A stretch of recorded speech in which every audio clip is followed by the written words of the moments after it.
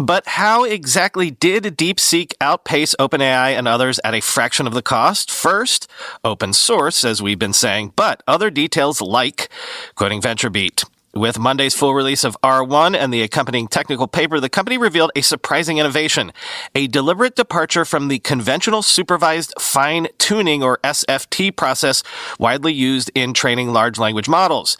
SFT, a standard step in AI development, involves training models on curated datasets to teach step-by-step reasoning, often referred to as chain of thought or COT. It is considered essential for improving reasoning capabilities. However, DeepSeek challenged this assumption by skipping SFT entirely, opting instead to rely on reinforcement learning, RL, to train the model.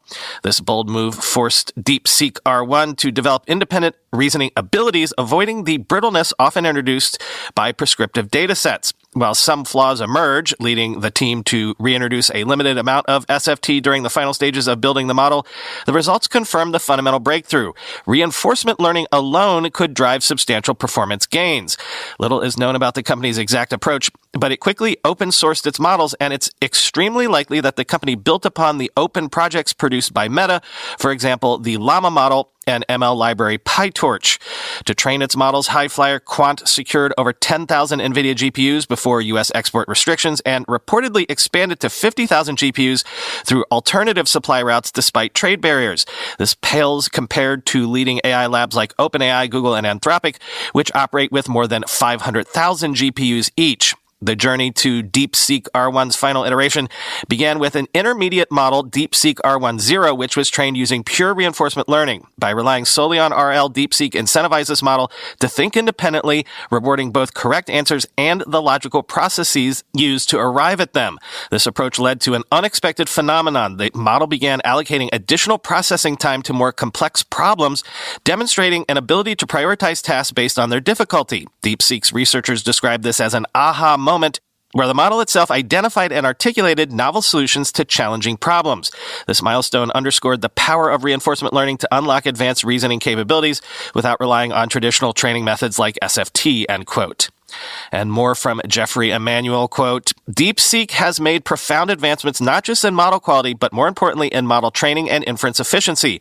By being extremely close to the hardware and by layering together a handful of distinct, very clever optimizations, DeepSeek was able to train these incredible models using GPUs in a dramatically more efficient way.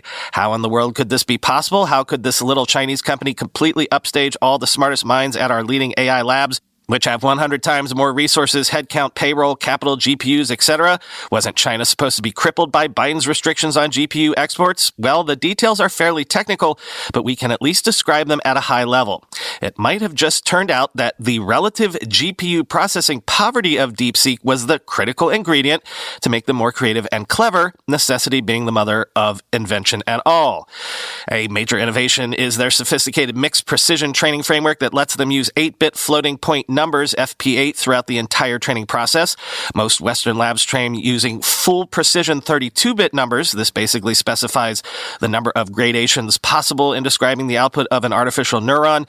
8 bits in FP8 lets you store a much wider range of numbers than you might expect. It's just not limited to 256 different equal size magnitudes like you'd get with regular integers, but instead uses clever math tricks to store both very small and very large numbers, though naturally with less precision than you'd get with 32 bits.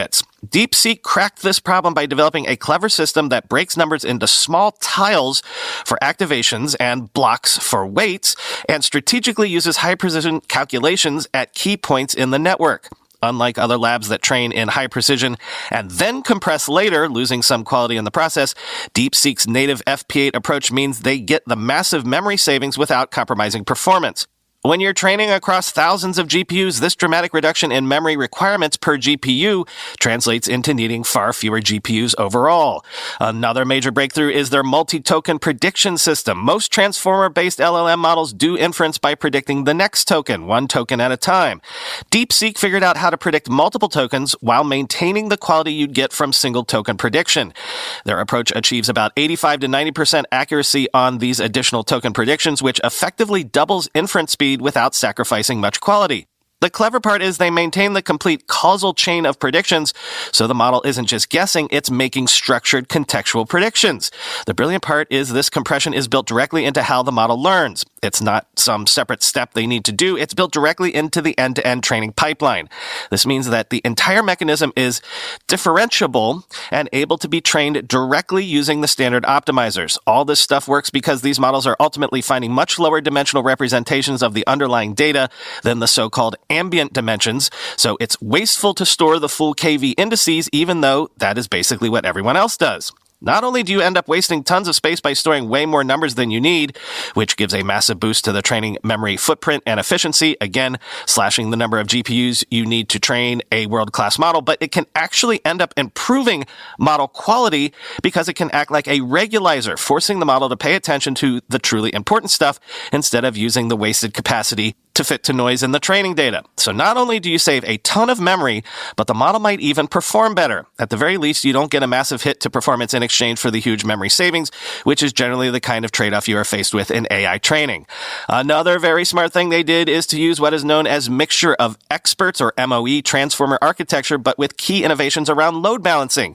As you might know, the size or capacity of an AI model is often measured in terms of the number of parameters the model contains. A parameter is just a number that stores some attribute of the model, either the weight or importance a particular artificial neuron has relative to another one, or the importance of a particular token depending on its context in the attention mechanism, etc.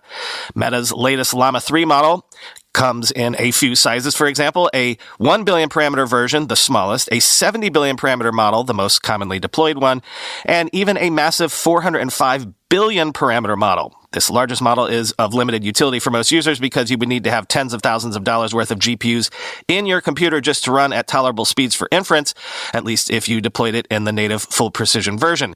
Therefore, most of the real-world usage and excitement surrounding these open-source models is at the 8 billion parameter or highly quantized 70 billion parameter level, since that's what can fit in a consumer-grade NVIDIA 4090 GPU, which you can buy now for under $1,000. So why does any of this matter? Well, in a sense, the parameter count and precision tells you something about how much raw information or data the model has stored internally.